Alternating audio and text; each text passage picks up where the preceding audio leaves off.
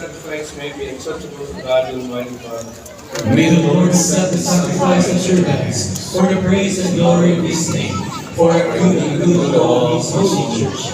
God our Creator, we offer the gifts of bread and wine to the child of your own Son, that our offering become a sacrifice of Him who brought forgiveness and peace to the world.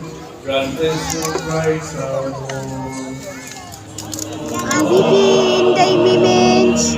Palangga na ni Mama. In your spirit, lift up your hearts.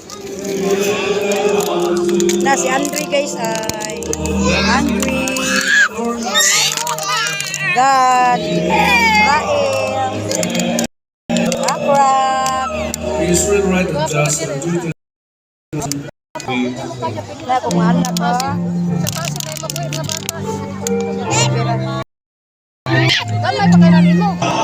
Awang bata guys.